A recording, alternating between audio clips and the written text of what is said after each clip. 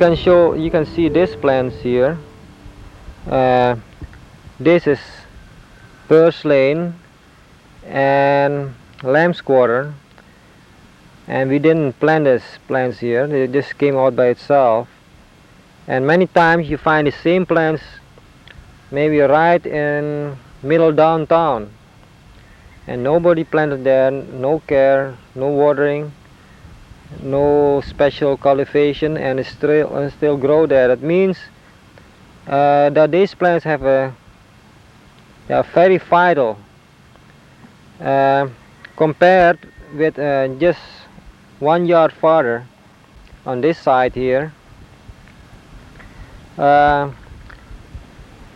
are trying to plant this under almost similar conditions, and as you see, they hardly make it.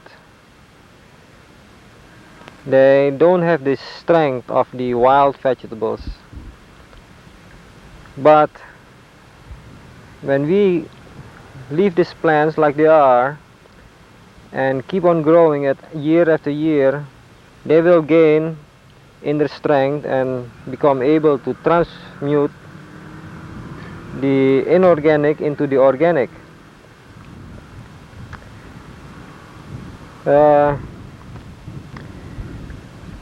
Well, let's take one plant out here of the soil, and let's see how a plant actually look like.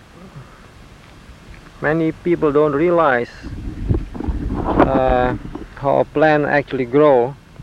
As you see, this plant starts from a seed,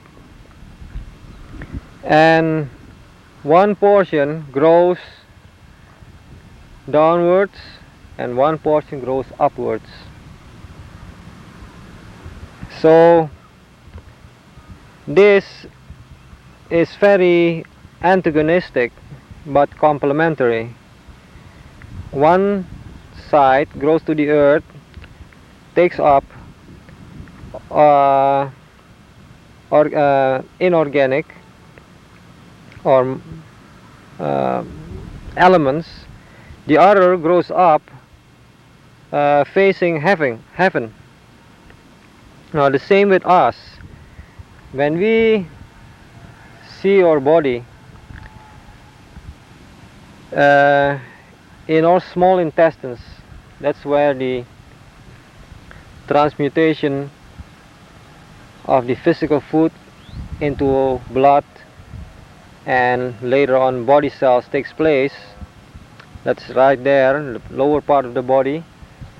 And the upper part of the body, our brains, our judgment, is going up. When we think, and our highest transmutation always goes up towards spiritual life.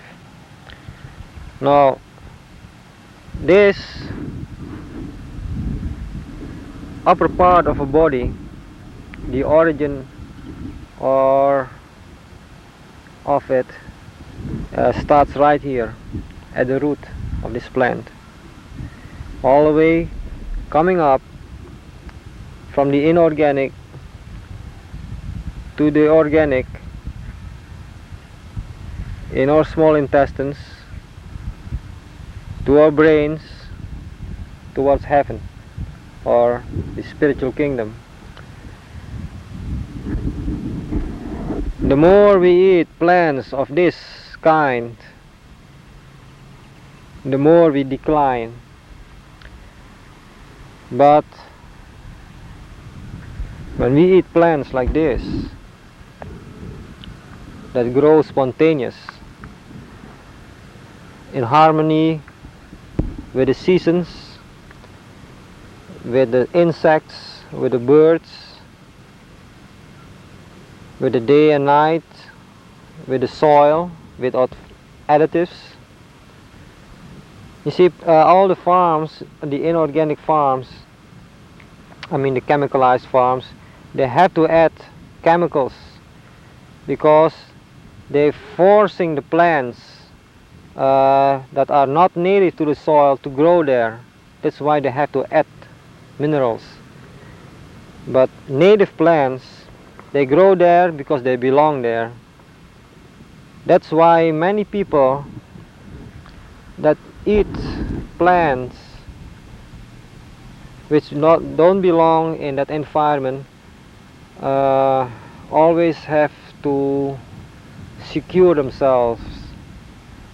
They're always fighting with their surroundings. They're never in harmony because the food they ate wasn't in harmony with the environment in the first place.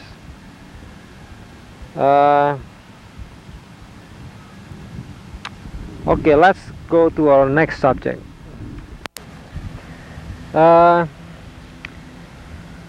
Not only are the wild vegetables stronger and has more vitality, but also their nutritional value is much higher than the cultivated vegetables. As you see here, we have carrots growing next to lamb's quarter, or lamb's quarter growing next to carrots. Many believe that these plants, the weeds, take away moist and nutrition, but this is all because they think they compare this actually with themselves. We always think that others are competing with us, and we always are afraid that people take away our belongings. But in the plant kingdom, or in nature, everything is complementing each other. So we don't have to be afraid that they rob each other, they rather protect each other. One thing, for example, when plants become subject to insects, that means that nature is protecting itself. Now the reason why these insects eat the plants is because these plants are too weak. Now when we protect our vegetables or food with pesticides, is either organic or inorganic, then when we eat it, we eat actually food meant for insects, weak food or sick food. But when we leave, but as soon as we eat food which can resist insects, or rather which are not subject to insects, then we really eat strong foods. Now this you can see, and all around you, insects won't bother it because they are so strong. But as soon as we over cultivated it, give it too much water or monocrops, then you will see that insects will come and will destroy most of it or eat. These carrots are very young, but I'll take one out of it and compare the root system with that of the lamb's quarter. Now this is a baby carrot. I put it here, and I'll pull out this lamb's quarter.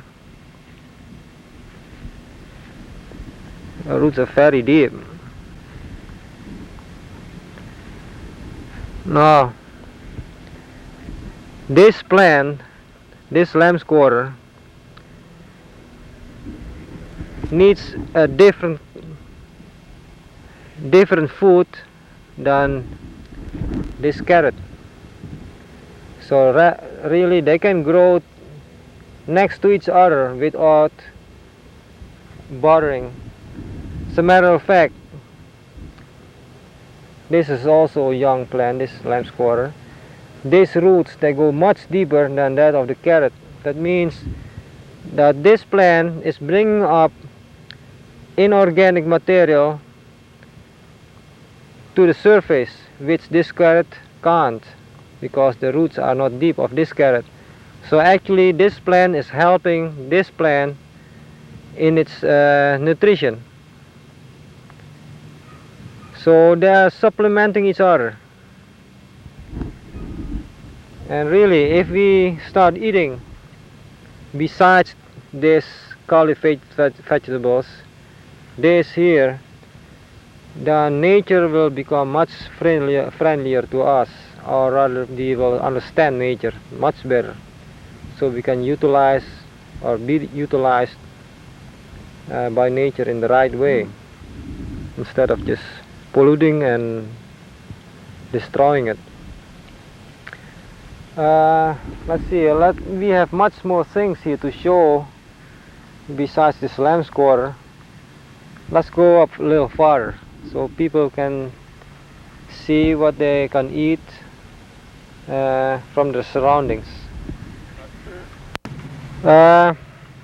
This here, a month ago, were very green fava beans plants, and we harvested and we didn't pull it out. I want to show you that really we don't need to cultivate and use tractors. Just let nature take care of itself. No, while these fava beans were growing, we let spinach grow in between. And meanwhile, these fava beans were protecting the spinach with its root structure, and also they give shadow. And as you can see now, after this fava beans went down, we are ready for spinach harvesting. So really, natural agriculture, if you really understand it, can be economical also.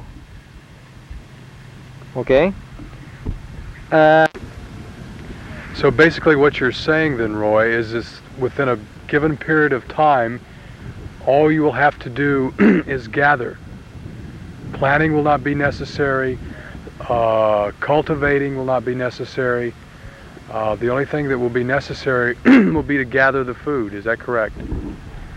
Yes, that is when everything grows ideally according to the order of nature. But before we come to that, it takes probably 3 years. All depends on how the condition is of the soil and of the seeds we plant. But meanwhile, we have to bring balance in plant life. That means that when we see that certain plants starts to dominate, then we have to thin it out, or rather harvest it. So here we have spinach, and here and there growing some lamb's quarter. So it seems now that we rather have to weed the spinach than the lamb's quarter here. They are just dominating the lamb's quarter, you know, because this spinach became, after several years already, a wheat on this farm. So that is one proof, you know, that it works if you just let it. Right. Now, do you envision within, say, 3 years that the only requirements, once you've restored this balance that you speak of, you envision only coming out to harvest the food that is necessary? Is that correct? Yes, but one thing also we have to consider is not only our physical involvement but also our spiritual involvement. We must understand that these plants here are here because of spirit. When we eat these plants, we worship the physical plane, but to make it complete, we have to worship it spiritually also. That means if we eat it, when we harvest it, we must take it with the utmost appreciation. And of course, most of us don't understand that. We eat it because of sensory pleasure, of just plain greediness. But when we eat our food with full understanding of the order of the universe, then we come closer to our origin, which is infinity, or God, or the Great Spirit, whatever you want to call it, or origin. Right. So basically, I gather from what you're saying that it is possible throughout this country to plant land such as this that was unused before and was going to into desert, to be replanted as a food source, that most of the land, even where forests are, could be planted in sources of food for people to live on without us cultivating or without us doing anything other than just gathering the food once we restore this balance. Is that correct? Yes. I think the most important thing is we must give nature a chance, or rather give ourselves a chance, because no matter what we do, things will change. The inorganic changes into the organic, organic changes into man, and man changes into spirit. This goes on. All we have to see is that we go with it instead of against it. Right. So really we don't have to worry, because that order of change is there all the time. But because we don't trust the order of the universe, we don't trust God. That's why we have all those insurances and securities. So as I can see, all these chemicals, all those lab tests and complexity is all a result of lack of faith. We don't trust our origin. We don't trust God. We build more churches, but when we come to the practical application of the order of the universe, then we don't know. We just only talk. So this is a test of faith then, in a way, right? That is real faith. Right. To This live. is this is a demonstration of faith. Well, maybe not a demonstration, it is a manifestation Manifestation. of faith. Yeah. One other question. Once we reach this stage and restore the balance, I just realized that there will be, if we don't have to do all this work to bring our food in, only a certain amount of time will be required for gathering.